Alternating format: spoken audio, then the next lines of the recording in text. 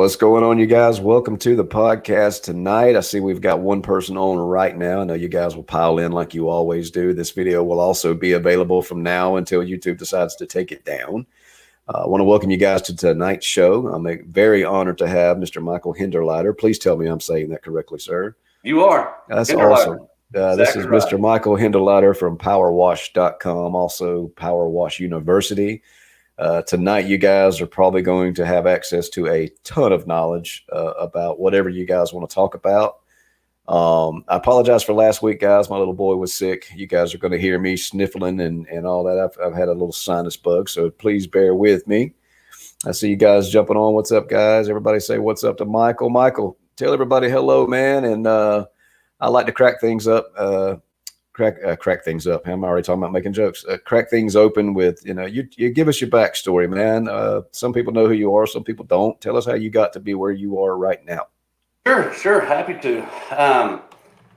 So I basically grew up in the power washing industry. When I was first grade, maybe second grade, we moved to Texas, and my dad started a power washing contract service here in Dallas-Fort Worth, Texas market. And so I grew up with him being a contract cleaner. I always wanted to go out on the truck with him on the weekends because I thought it would be cool. And after about 10 years, he started selling equipment, and he did really good for a while selling to the oil and gas industry, and then the oil and gas industry tanked. And so he pivoted and started selling equipment to contract cleaners because there wasn't anybody at the time that was really focusing on the contract cleaner. And he created a national following with that. He was doing education. He was selling equipment. And when I was in high school, from 9th grade through 12th grade, I worked in his shop repairing equipment. And as things have it, most guys probably understand that as you're growing up, you want to do your own thing, and you start kind of butting heads with dad, and you want to get out on your own. And so I had a very entrepreneurial spirit about me, and he always encouraged that. So prior to getting into the power washing industry, I did several things that he supported me in. And then when I was a senior in high school, I wanted to start doing power washing, and so he gave me some advice and set me up with equipment, and I went out and started doing fleet washing because fleet washing was easy for me to do and go to school at the same time. I was a senior in high school, started washing fleets on the weekends, graduated from high school, went on to college, and for the next 6 years, I worked weekends doing fleets, and when the summers hit and I had breaks, I would try to do other power washing jobs. So I did a ton of things that are power washing related, and then just kept growing my business and graduated with an accounting degree. And from there, I took about 2 years of just like holding my business steady and working part-time like I was still in college and enjoying life. And then I was like, if I'm going to do this, I'm going to get serious. So it was about 1993. I just started focusing on growing my company. I just kept growing and growing and growing. And we finally got the fleet washing service. We're about, between 2.5 to 3 million a year in sales on fleet washing. Same thing on the kitchen exhaust cleaning side, which is now a separate division. And then in 2010, my dad retired from the business, and I bought him out and rebranded PowerWash.com, and all the training is PowerWash University. And that's kind of where I am today. So we're still carrying the tradition that my dad started years ago. And some people might say that things were handed to me, but I built the truck washing and the kitchen exhaust cleaning pretty much from the ground up. Even if it was handed to you, man, that's a whole lot of weight to carry, man. I mean, I'm looking at your profile on Facebook, man. You've got your irons in a lot of fires, bro. Yeah. Tell everybody, I mean, how many businesses are you actually running right now? Well, the fleet washing side is the original business I started, and still running it, and then branched off into kitchen exhaust cleaning, still running that one. And then PowerWash.com and PowerWash University they're basically one entity, but kind of two separate brands that work together. So those are the three entities that I consider the revenue streams that we focus on and market and put out there to help other contractors. Well, I should say PowerWash.com helps other contractors and we sell equipment, where fleet washing and kitchen exhaust cleaning are two separate entities that go to completely different markets. And yeah, let me tell you something. If there's any advice I could give anybody, always try to grow your business focusing on the same customer base. I didn't do that, and let me tell you, there's a lot of sleepless nights and a lot of hard times. But yeah, I will say this. Go ahead. I was going to say, I will say this: it's good not to have all your eggs in one basket, focused on one customer base, but it's not easy. It's challenging and very difficult. Yeah. I mean, you got different streams of income coming in. Anybody who knows how to build wealth, that's a principle that many people follow. Yeah. I'm checking out your website, man. I'm looking at powerwash.com. If you guys are in the industry, new to the industry, been in the industry for a while, if you have not been to powerwash.com, anything you need is pretty much on this website, guys. If you want to pull up a different menu and keep listening and just look at what all Michael and his company have to offer. Michael, tell us about powerwash.com. Man. Yeah. So powerwash.com, its primary focus is to sell to contract cleaners and to support contract cleaners. Yeah. Obviously we'll get some other calls from industrial users or maybe even consumers, but that's not our focus, and that's not really where we're trying to build our brand or to build our customer base. And we got support staff, guys to go out in the field and start doing jobs, and they call us up and need some support. So we're always trying to support as much as we can. Probably the most challenging thing I have with the business is guys that are looking to get into it and aren't buying from us, and we spend a lot of time trying to support them. And that's the toughest side of the business for us, because we're trying to stay in business, but there's no revenue generated off that. So when we got good customers that are buying product and stuff from us, it's real easy to support them and share a lot of the knowledge that we've gained over the years. I had my mic muted, man. That's real nice. Hey, I got it together tonight, guys. I promise. Guys, if you're just jumping on, we're at 27 people right now and steadily growing. This is Mr. Michael Hinderliter from PowerWash.com, also Power Wash University. If you guys need equipment, if you need products and stuff for your power washing, pressure washing business, we call it pressure washing down here in South Georgia. I don't know what you northern folks call it, power washing, but anyway, it's pressure washing down here. If you guys are just jumping on, he also has Power Wash University. He has a lot of courses that you guys can go and chop off that good old learning curve, and you'll be way ahead of the game. I was looking at some of the courses you have, man, and it's on point. That's a good job on that. And tell us about Power Wash University. Yeah, that Power Wash University is something I'm really proud of, because we have online courses and we also have hands-on courses. And there's not a lot of places you can go to in the industry that offer both. And now that everything we do, we don't have like counter to, so there's certain things that are just online and there's some things that are just hands-on. And as time goes on, we're going to keep building that curriculum and getting better at it. But we have like Power Wash 101 and Power Wash 102, which sound very basic and they sound like, hey, I got this. But I've had guys that have been in the industry for 20 years and take those courses and like, man, I never understood how a pump worked or how a pump operated. And how important it is to do certain things and manage certain things so the pump lasts a long time. And as an owner, once they started understanding these concepts, then they started coming back and telling me, dude, now I don't have so much problems with my pump because I know how to manage it right and to train my employees to manage it right. And we've had others that have gone through the courses and put their employees through the courses and commented that they have far less issues out in the field than they have now, or that they ever had, because their employees actually understand how to take care of the customer. And honestly, I should start putting up more videos and reviews on that we get, because Power Wash 102 and 102, 101 and 1 or 201, I'm sorry, are really good courses. And then we have a house wash course, we have a roof wash course, we have a wood restoration course, and those are all online. And we have hands-on courses we have like a 5-day school that you can come to, and we teach you fleet washing, we teach you house wash, roof wash, rust removal, sidewalk and flat work cleaning. We go over environmental, we do some management, all that's in the 5-day course. And then we have the kitchen exhaust cleaning course, which is Phil Ackland training. And we have a certification that we offer with that's recognized by fire marshals or AHJs.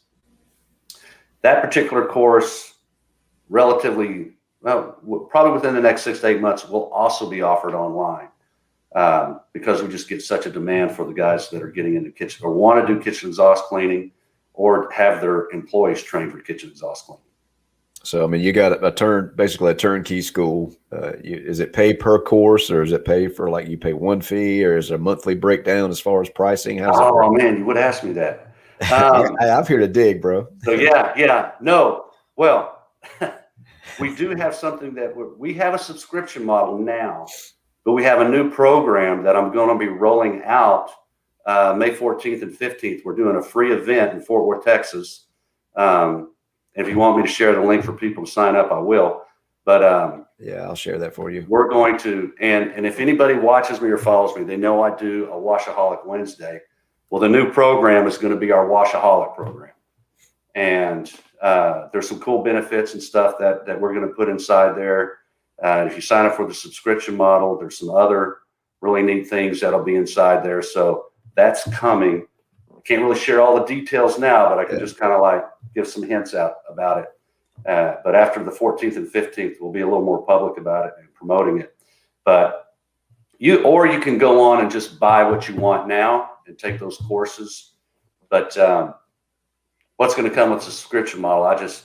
We're basically trying to create a no-brainer for people to sign up and do it. That's awesome, man. Yeah.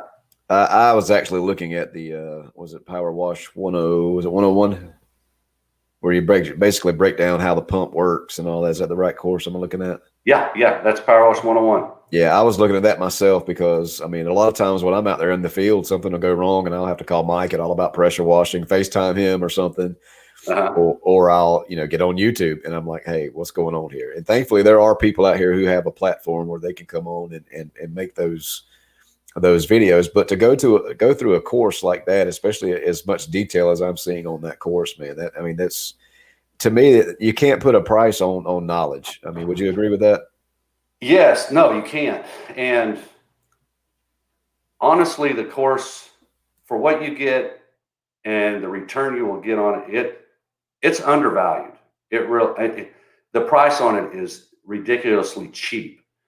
Once you consider, all you have to do is save time or get through 1 or 2 jobs, and that course paid for itself that fast. And people don't always realize the benefit they get by having that knowledge and being able to save the time out in the field. Here's a concept that made me very successful in power washing. That is, I do everything I can to save time on a job. I don't care if I have to spend more on equipment. I don't care if I have to spend a little more on soaps.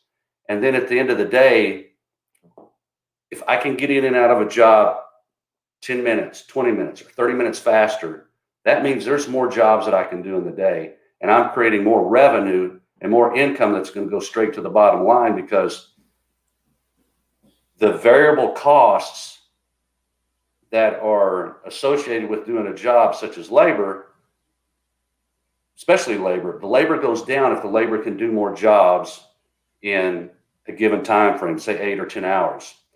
So my equipment cost is paying for itself faster.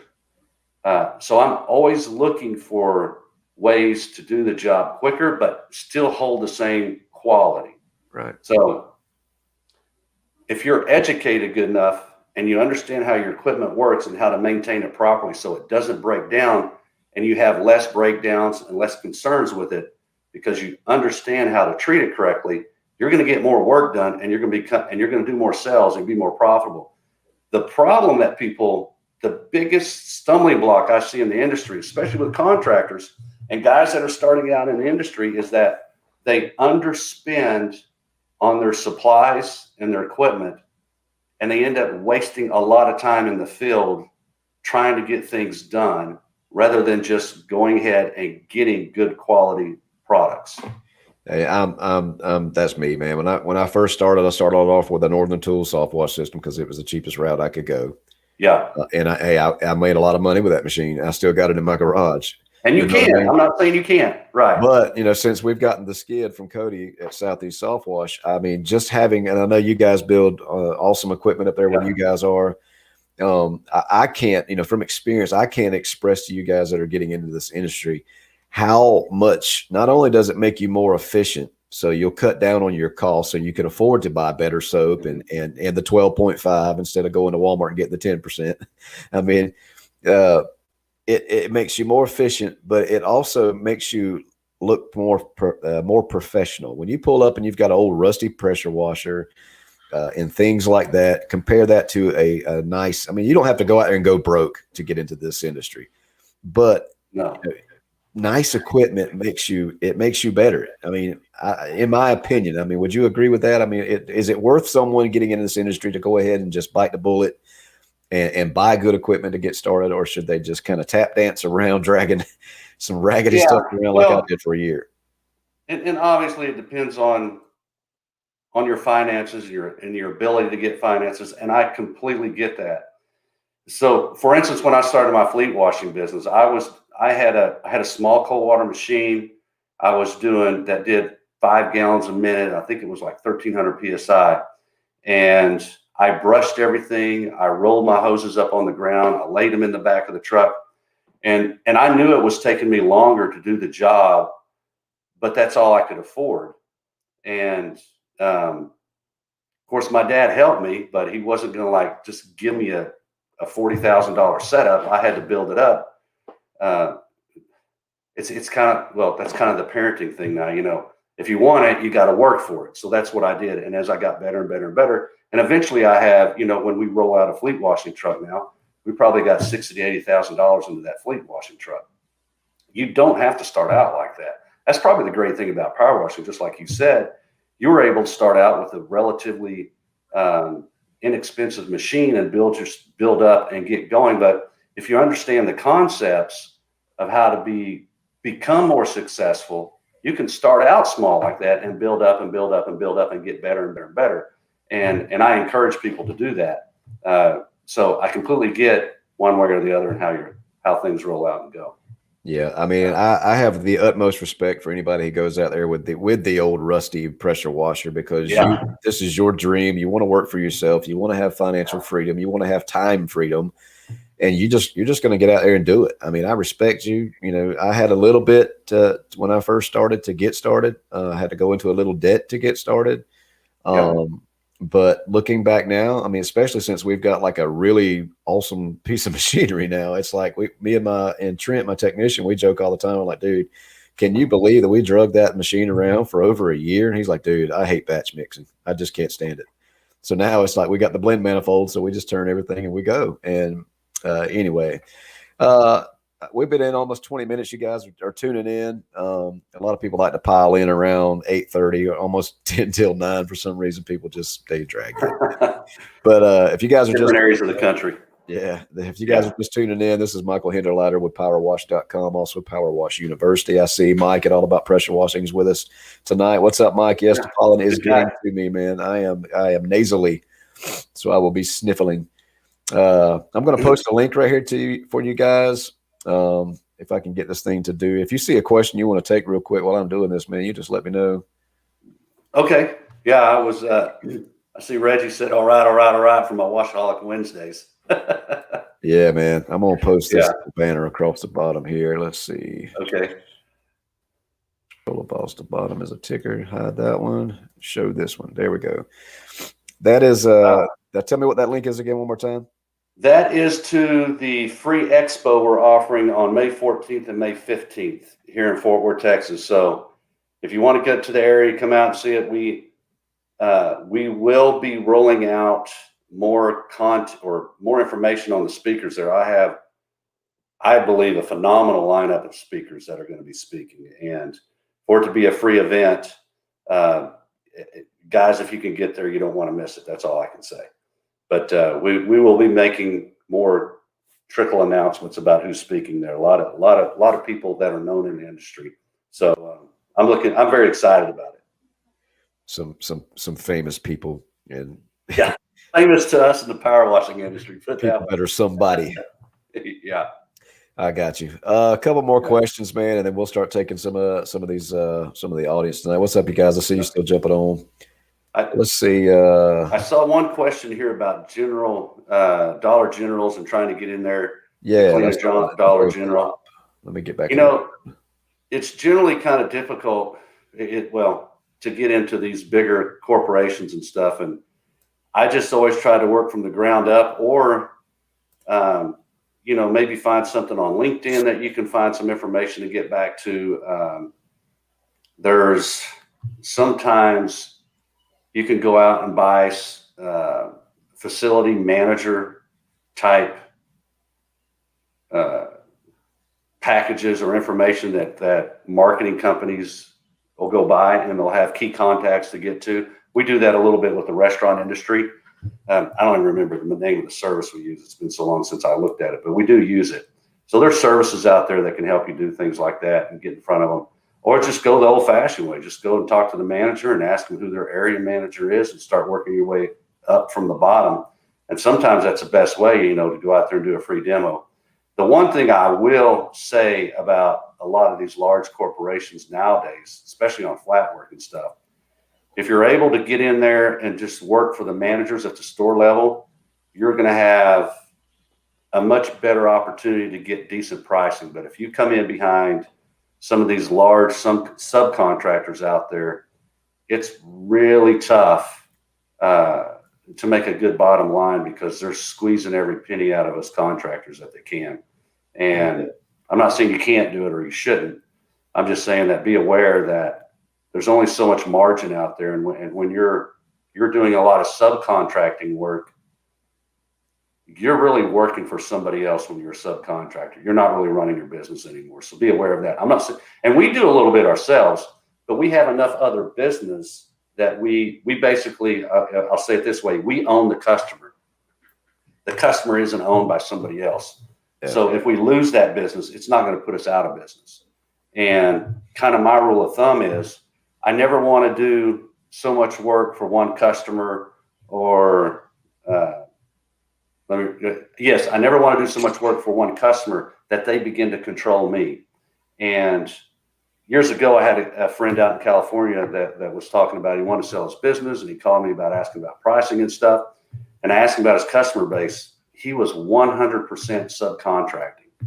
And unfortunately, when that's your business model, it may be convenient that you don't have to do selling and stuff because you don't want to sell. But at the end of the day, you really don't have anything. If you want to get out of your business and sell it, you don't have a business to sell.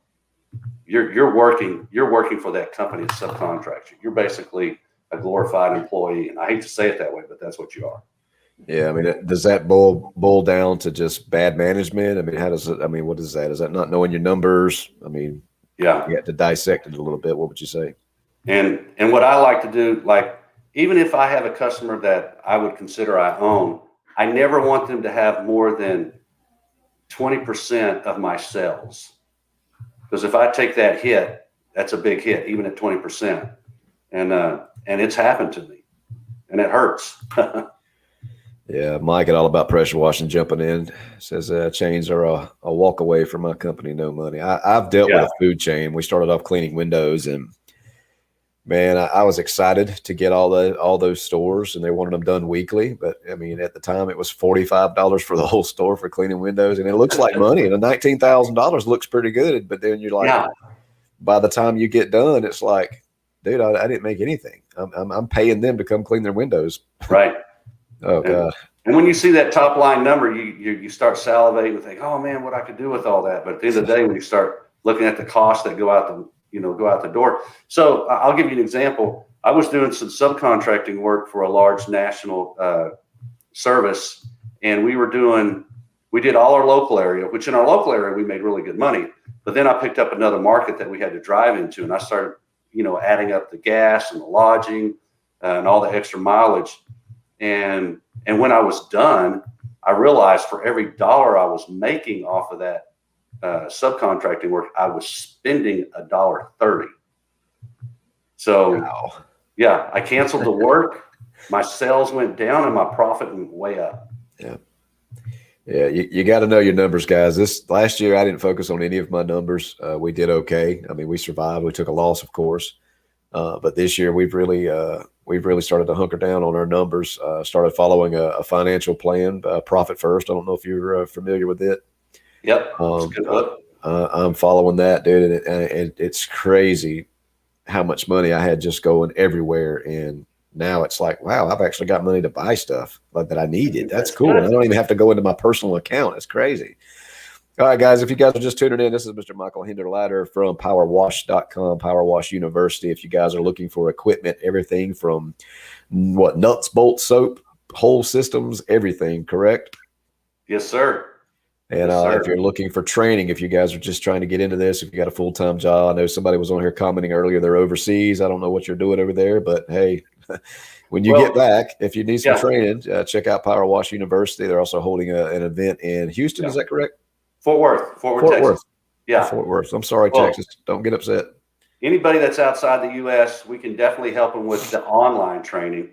Obviously, they can sign up and take that and get them going. But and we do shipping outside the U.S. as well for equipment and stuff. But, and we're happy to help as much as we can. Gotcha. All right, guys, I'm going to open it up for questions right now. I mean, if you guys have anything from equipment to marketing, I mean, the Michael's been in the business since I was 14 years old, not to make him feel older than what he is. How old are you, Michael?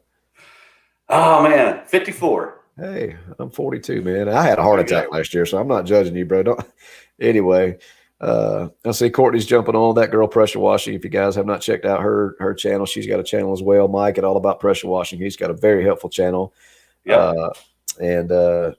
I've seen Mike's channel, but I haven't seen Courtney. So she's just starting out. Her and her husband. She's one of those up north people. So I try not to judge her too much. That's right. Our Southern boys got to stick together. Hey, that's right. But no, man, if you guys have questions for Michael, man, jump on here, man. We only got him for just a little bit, and he's got to get back to his busy life. Not that he's carrying a heavy load with all the businesses and stuff that he's got going on.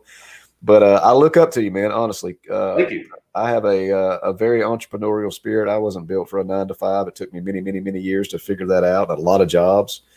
Honestly, since my heart attack, man, my whole focus is building this business up for my children, especially my son. I've got one little boy.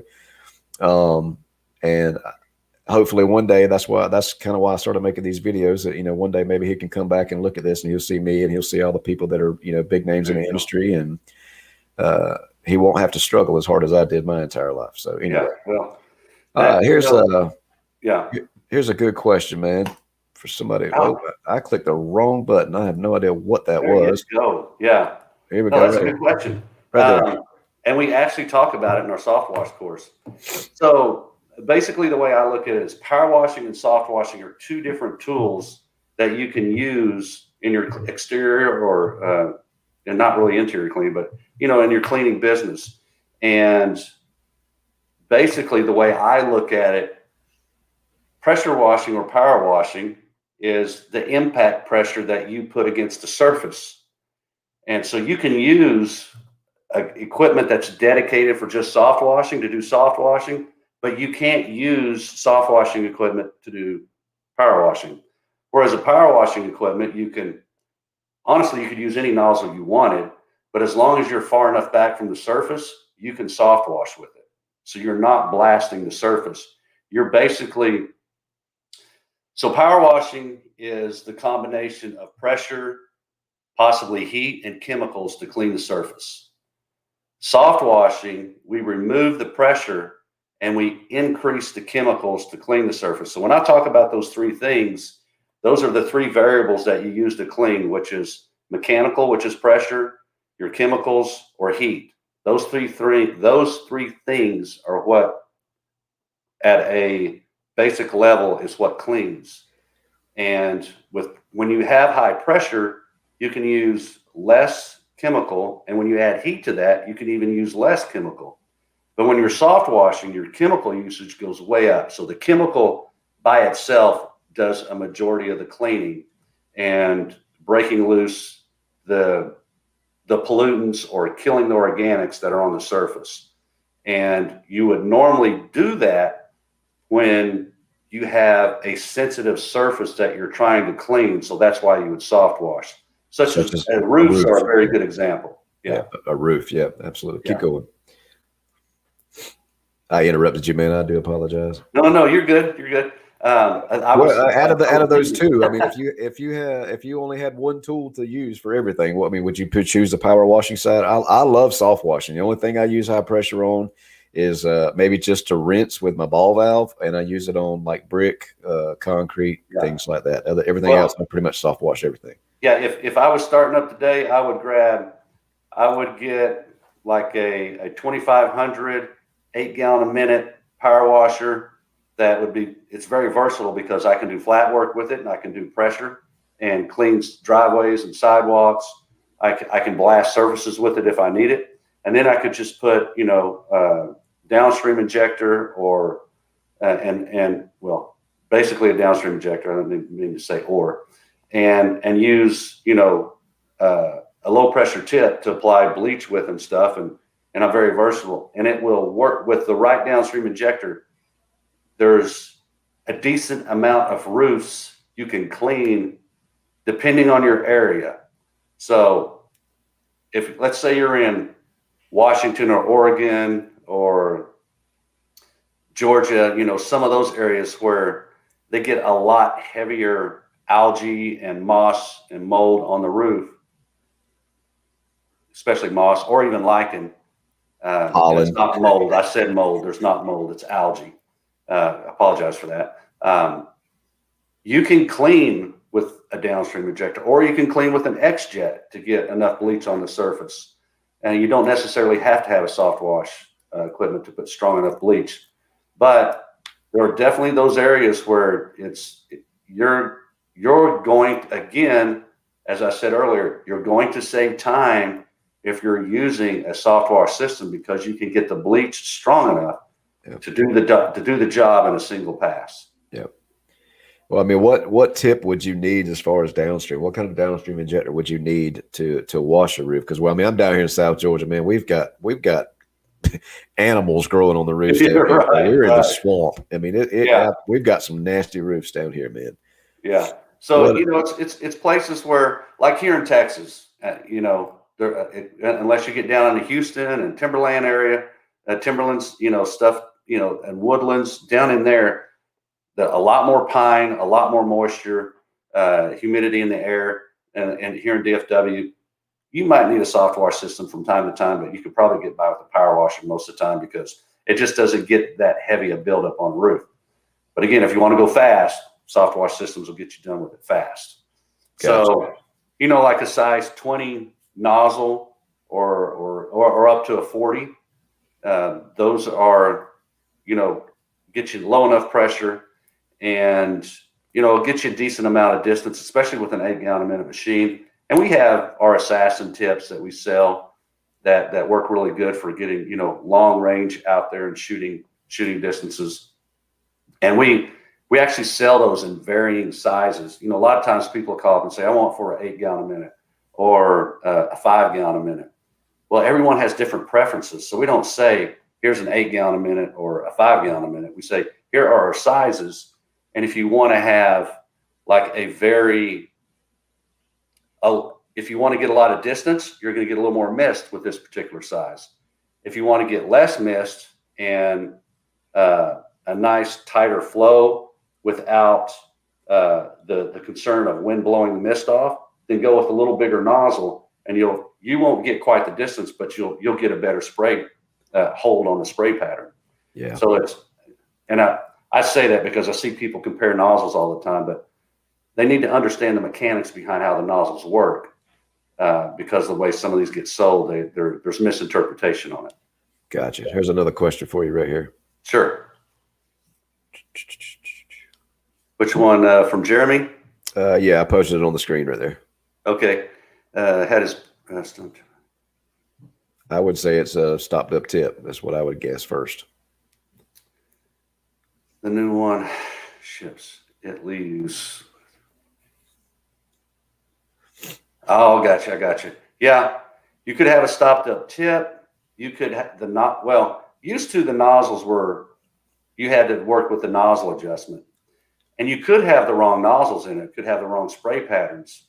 I actually did.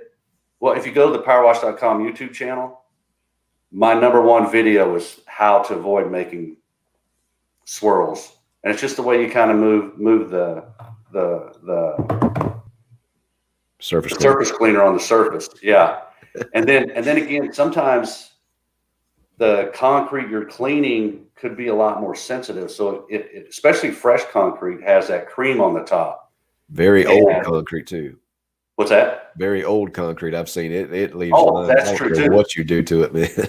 Yeah, because if it hasn't ever been cleaned before and it's been broken down by organics a lot, and you start cleaning it, that surface just comes off real quick, and then you see all the rocks underneath, and the sand starts popping loose. Yeah, that happens a lot too. But one of the things you can do to soften the blast is put wider fan tips on your surface cleaner. So as the spray pattern widens out and the distance is the same from the surface, it has less blasting effect on the surface, and so it does a softer wash. So you can adjust your nozzles underneath the. So would you recommend, like, for someone like I do driveways, and I've learning that almost every driveway is different. I mean, different animals depending on who poured the concrete, how fast it cured, sure. Was the sun out, things like that. I'm running like 25s in mine. I mean, do you prefer a 25, maybe a 40? I mean, to me, it seems like a 40 would hit the sides of the surface cleaner. It probably would. It might actually, just depends on how close it is. Personally, I like 25s or 15s because I get good blasting power. And some guys put 5s in there when they really want to blast. But the problem with that is when you get that narrow of a spray pattern, then you really got to move slow, because you're going to get swirling streaks in there. Yeah, but 25s or 40s, and I wouldn't go any smaller than a 15. Gotcha. Charlie Arroyo, I hope I said that right, man. Don't let me murder your name. Any good tips starting soft washing this year? Just quit my job and ready to make my own money like your videos. Thank you, man. Yeah. Well, start. So we all want. Here's the thing that happens a lot in power washing. We all believe in being good technicians in our trade. But I will tell you this, those who become the most successful and grow the fastest focus on the marketing and the sales side a lot. And they try to find people or hire people that are good technicians. I'm not always comfortable with that because I'm very mechanical minded and I like being a good technician. So I'm just kind of like giving from experience what I've seen happen in the industry, and those who generally become the most successful are very good at sales and very good at customer relationships. So if that's not a good skill set that you need to work on that, work on it really quick if you want to grow your business, especially if you've quit your job and you want to transition from working to somebody to working for yourself. I would strongly recommend you do that, because the technical side, as much as we teach it at powerwash.com, is not really your difficulty in running a successful business. Though you need to know it, you need to have it. I think your strong suits should be being able to sell. Yeah, that's the basis. So you can grow from sales, right? That's your pyramid as you go up. So you get good sales, you get a lot of sales, then you get decent equipment, and you get better equipment, and then you get from there. You can have good organizational structure, and you grow your organization because the sales are feeding all this as it goes up. Yeah. So, well, that's a good point, man. I mean, but also I mean, it doesn't matter if you have, you know, an $80,000 rig like you guys have on some of your stuff. Yeah. If you tell people what you do, or if nobody's calling your phone, it doesn't matter. You've got a Right. nice trophy sitting in your yard. So marketing, Mike's on here talking about it now. Anyone can learn to pressure wash. Just the marketing and the sales that are going to drive success. If you got to be able to get the phone ringing, guys. Yep. And I like what you said. You could have an $80,000 rig, but that's not going to make your phone ring. And second off, it's not going to make the customer happy. Like you start off with a Northern tool. I started off with 5 gallons a minute, 1,300 PSI power washer, but I did good service with subpar equipment, and it took me longer, but it's getting the customers to be able to fund getting better equipment so you can grow. Yep. I mean, just do a good job, guys. All you guys that are just starting out. I mean, I'm only been in the industry for almost 2 years, man, but I've had other businesses and stuff, and I've had other careers, and I've even got a tattoo on my hand right there. I don't know if you guys can see it. It says 110%. My nose has stopped up. If you're going to do it, man, do it with everything you're made of. If you're going to go do that, if you've only got one house this week, rock that one house out. I mean, they're going to tell somebody. In my opinion, I'm just a firm believer in doing a good job. You don't have to have a huge rig or the nicest stuff. Just get out there and start and do a good job, and you'll learn as you go. I mean, think back to when you were a baby. You just stand up and start doing backflips and cartwheels. I mean, you fell down a bunch. You had to learn what you could and couldn't do. But I would focus on, if I could go back and do it again, I wouldn't have all the services that I had when I first started out. I got toilet paper on my nose. I would pick. I've narrowed mine down to 4 services right now, and we're just going to focus on killing those. You know what I mean? That's very smart. And I'll go back to when I probably, it was probably around 90. I would say 95, 96, because I was going in so many different directions, trying to do a lot of different services. And then I just said, I'm just going to focus primarily on fleet washing. Yep. And I grew. It was tough for a while, but we grew a lot in just doing fleet washing because that became my primary focus. I even backed off of doing building washing and stuff, which was great margins in doing building washing and 2- and 5-story buildings. It was excellent. I hated to walk away from it, but I wanted that repetitive business that I could grow, which I got out of fleet washing. Gotcha. James DeGaio has a really, really, is it DeGaio or DeGulio? I mean, I'm killing y'all's names tonight, man. I'm sorry. Don't shoot me. It's Michael's fault. James wants to know, what's your biggest mistake or failure? What did you learn? What would or have you done different since then? And what's the best advice for newbies? Okay. Probably my biggest mistake is when I started doing kitchen exhaust cleaning when I had my fleet washing business. I had like 2 or 3 crews at the time, and I decided to branch out into kitchen exhaust cleaning. And don't ask me why I thought this, but I believed I would build it from the ground up like I did my fleet washing business. Okay, there's a big problem with that because the majority of my fleet washing business was during the day, and kitchen exhaust cleanings at night.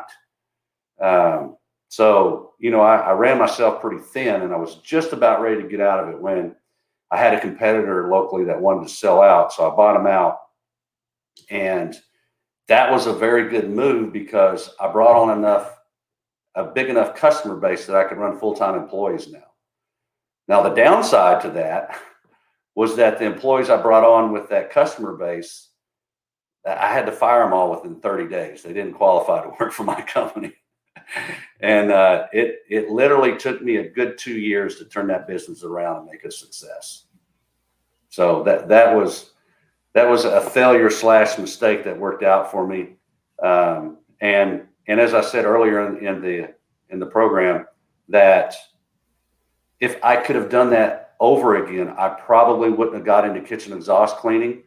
I would have got into like maybe something that's completely different from power washing, but it would have serviced my customer base, which were fleets, maybe tire repair or oil change and an after-hour fueling service, because I could have sold that to the same customer base, even a separate business, and branded it, with that as well.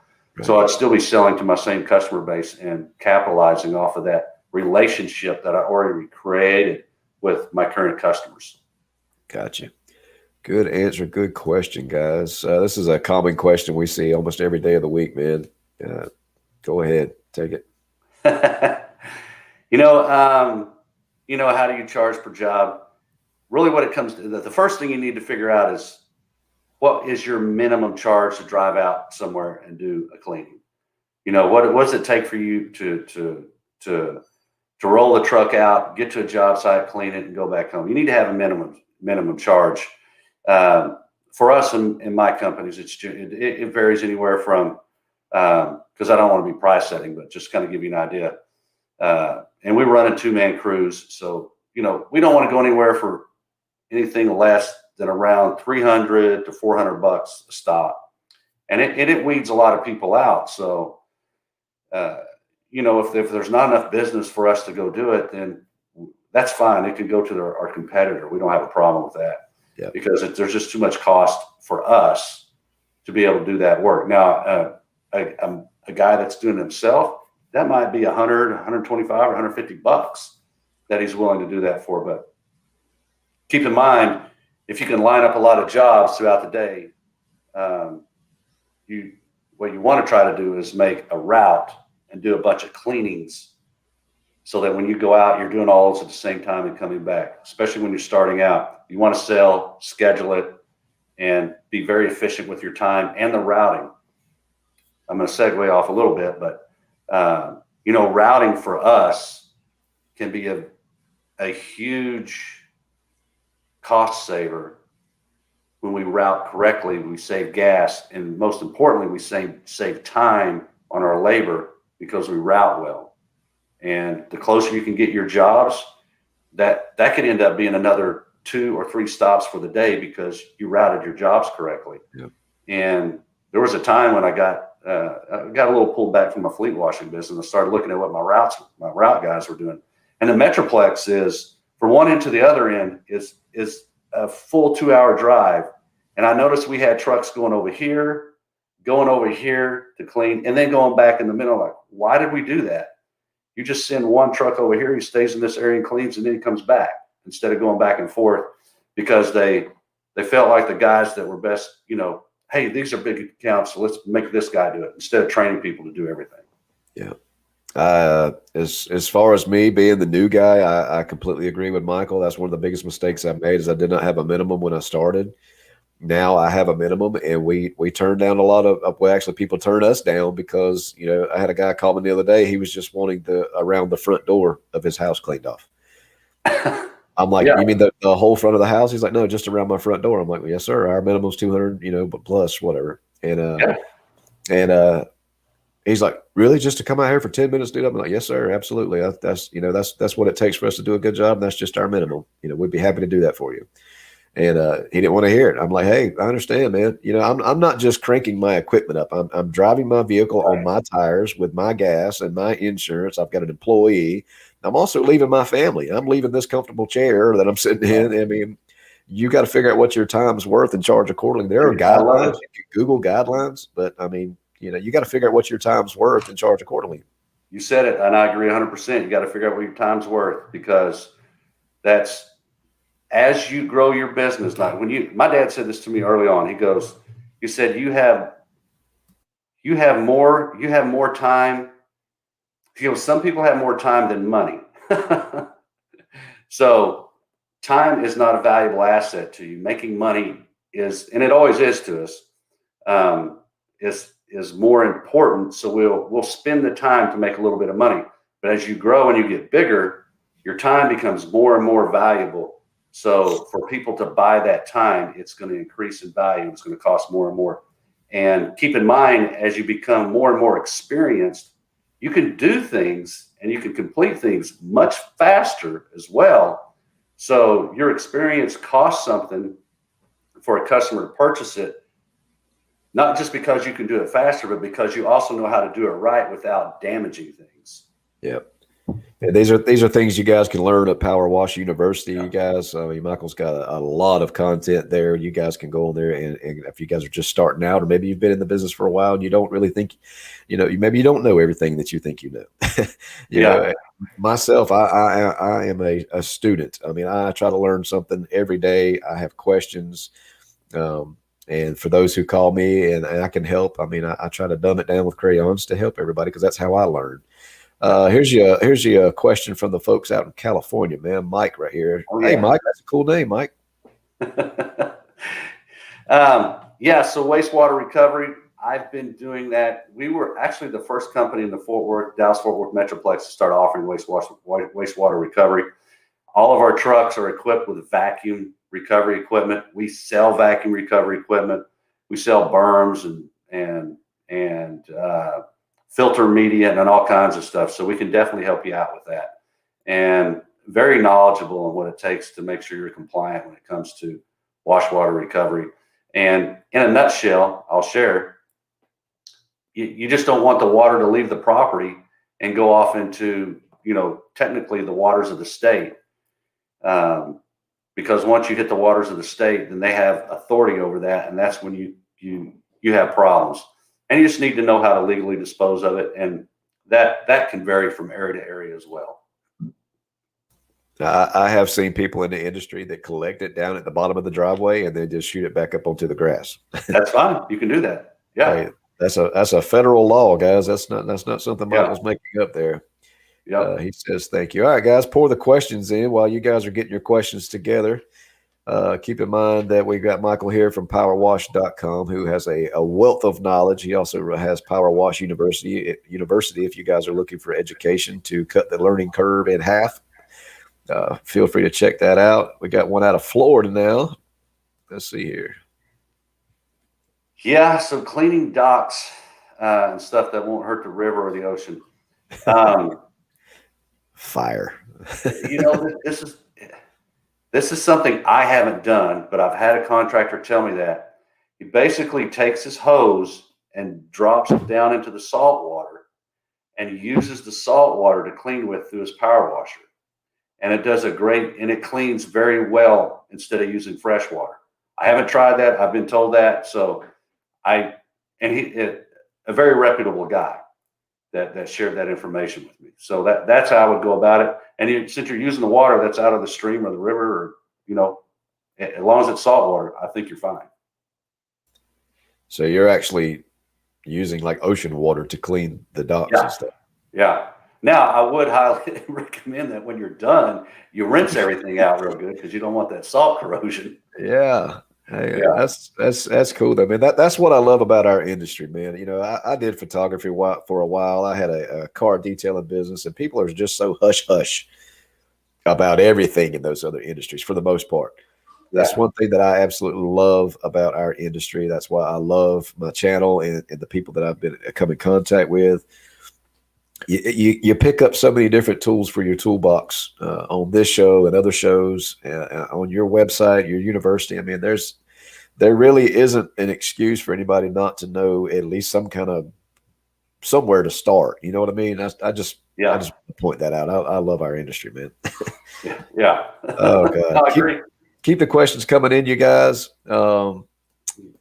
This video is going to be posted as soon as we get off here tonight. It'll be available. People can go back and watch it, leave comments and all kinds of stuff. So, and if I happen to miss a question, someone wants to ask me, tag me. I'll get the notification. I'll go take a look, and I'll happy to respond. Yeah, absolutely, man. Let's see here. There was another question I missed up here. I know I did. Come on, guys, throw them in real quick.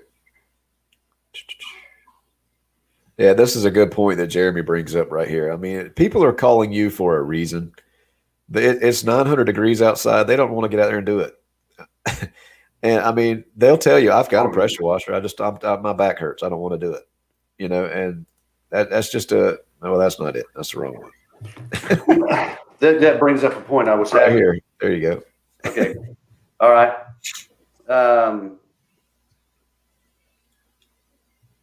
If you want it done right, call us. I mean, yeah, there you go.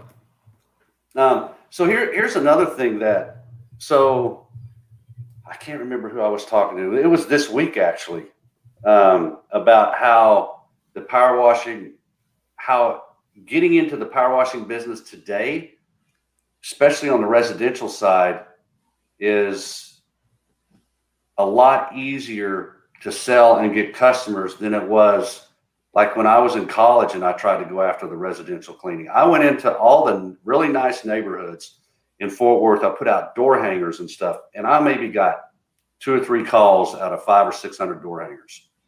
And out of those calls, I had to educate the customer on our service and how it would work, which was difficult because people were very skeptical that power washing could do what I was explaining to them.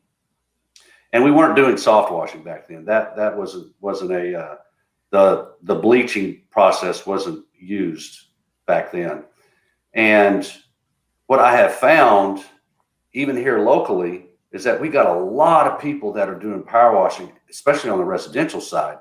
And I never thought I would see that, but the reason it's happened is because consumers, they go and buy a power washer from the box store that's doing 2.5 gallons a minute at 1500 psi, and they go clean their driveway, and it takes them all day Saturday. And then and then they're like, hey, you know what? I don't think I really want to spend an entire Saturday cleaning my driveway again. So this guy that's doing power washing gives me a quote, and he'll do it for $100 to $200. It's well worth the cost to save me an entire day instead of using equipment that is far less than par compared to the equipment that we use in the industry to clean much faster than they can. So it's a valid service that is, again, much easier to sell than it was 25, 30 years ago. Yeah, we went and did and I always viewed the box stores as competition, and I hated it. But now I look at it and think it's actually been a very good thing for us because they've done that. Yeah, we went and did a house 2 weeks ago. We did the roof, the house wash, and the driveway, and it took us like 5 hours, I think. And that it was a big place. And we got done, and the lady was like, "Oh my God, you guys got done so fast." I'm like, "Yes, man, we're pretty efficient with the equipment that we've got." She's like, "Oh my God, everything. I mean, how did y'all do that?" And she was just amazed that it didn't take us, because I had originally told her it could take up to 2 days just in case something went completely haywire. Because I mean, I didn't go and look at it. I quoted it, from Google Earth, and but we got over there, and she's like, "Oh, you guys are already done." She was just amazed, and that was like a big thing for her. But yeah, well, and I'll segue a little bit off of that too. So you always want to undersell and overperform. That will help word of mouth and get you repeat business better than anything else. You said undersell and overperform? Yes. Awesome. That's a good point. Yeah. So set expectations lower than what you believe you can do. And when the customer gets more value for what they spent, even though you're going to charge for this right here, but you're going to set expectations here. So when the customer gets this, they love you. Yeah. Creating value, basically. Yes. Gotcha. Here's a question from James DeGulio. He corrected me on that, by the way. How many minutes per side would you spend after a job watering bushes, rinsing, things like that? I just make sure that, you saturate them, that you're completely comfortable that they've been rinsed good and there's plenty of water that gets into the ground to dilute, what you sprayed. And obviously you're going to have some plants that are a little more sensitive than others. I would try to, wet and to the point for those that don't understand. He's talking about spraying bleach on the side of a house or a roof and preventing it from killing the plants. So you want to water it down before you even start, and then rinse real good after you're finished. So the bleach, you don't want the bleach to sit on the foliage and dry, because it's going to, depending on the foliage, it has a good chance of killing it, or at least causing the leaves to fall off, and it may live, but then it'll put back new leaves. If you guys want to see what that looks like on my channel, you guys can go down there about 5 videos back, and you'll see a roof wash that we did that I got extremely complacent on. While my technician was washing the roof, I decided, hey, I think I'm going to clean this driveway while he's doing that, it got completely sidetracked, and I was not rinsing the bushes. Even though we pre-wet them, I was not rinsing the entire time. And we really had to put some heat on this roof because it had been there for 20 plus years. Thankfully, I knew the woman. The bushes look terrible. I'm still keeping a check on them. There is starting to be some new growth, so we're showing a pulse. But it was like her entire house and her pump house were completely surrounded with hedges and nice trees. I mean, and in just a matter of minutes, guys, I mean, you can start to see a difference in some of these bushes if you hit them hot enough. Here's another question for you. What's the forms of payment most of you, what does that say? Most are using percentage-wise, cash, check, or card. I'm taking cash, check, Venmo, Cash App. That's the only one. Yeah. And I would say that, especially on the residential side, that's what you're going to see. Whereas on the commercial side, it's probably going to be, we always push for 30 days. What we noticed just a little bit prior to coming into the pandemic, that some of the bigger companies were trying to push contractors to 45 and 60 days, and we always push back. You know, we're a small company. We can't afford to fund the big companies because they want to hold on to our money longer and use it for their financial purposes. So we push back pretty hard on that. And generally, if you present your case, they will keep you at 30 days. But that's fairly standard. And some companies just pay really good. They'll pay you within 2 weeks. Yeah. Let's see. What were you asking there, Rob? Was it what's the forms of payment most are using? Okay, I read that wrong completely. What forms of payment? No, you answered it right. You said cash, check, or Venmo, which I agree, which is very common on the residential side. Gotcha. But when you get into commercial, like big companies and stuff, it's going to be hard to get that. All right, guys. That sounds good, man. We're going to take 2 more questions, guys. We're going to let Michael get on with his busy life. And I'm going to try to get some sinus medicine in my nasals. So this is Michael Hale. Will SH mess with acid etching on concrete? Customer wants his porch clean and the SH is going to drip all over it. Well, SH generally affects organics. It's not really going to have a big, at least in my experience, impact with concrete. So it's not going to break the concrete down. But wherever that drips, if there's any organics there, it's going to leave a mark. So you're going to need to spray the whole porch down and rinse it off so it's blended and you just don't have these drip marks everywhere on the porch. So I always keep that in mind. You know you're going to do stuff like that. So include it in part of the cost of the job. That's also something to think about when you're washing a roof or something like that, and there's a drip line that's falling on a wooden deck that's stained. Ask me how I know. Right. Yeah, just pay attention to where your drip line is, guys. Let's see. James is saying thank you for that. We'll take one more question, guys, because if not, I'm going to fall over here with my sinuses. I'm telling you. Yeah. Well, it's miserable when your sinuses are like that. I hear you. But you guys that are still on, if you just tuned in, this is Michael Hinderliter with PowerWash.com, PowerWash University. If you guys need equipment, if you need soap, if you need products, if you need education, yes, that's a Southern word. If you need education, guys, for your business, if you want to get into it, if you want to make your business better, check out PowerWash University. Tons and tons of information on you guys, man. All right, Mike, I don't see another question coming in. We'll give it about another 30 seconds if it's not there. Works for me. Thanks for having me on. I appreciate it, Scott. Yeah, man, I'm honored to have you on, man. I like, to me, this is it's a good platform, man.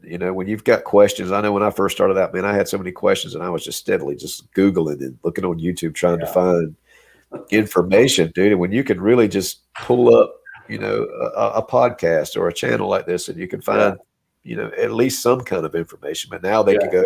Well, they know they can go to PowerWash University. I'm smiling because some of the old guys complain about, oh, these new guys got it so easy. They can get so much information when we had to go learn it all through experience and make all the mistakes and stuff. So it happens, but it's part of what. How industries evolve and technology is helping a lot of people now. So it's a good thing to see.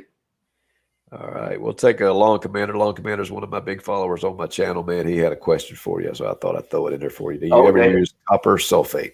You know, I've heard of copper sulfate, but I have not used it. I haven't even heard of it. Yeah. Does it work? I haven't. I haven't even heard of Yeah. it.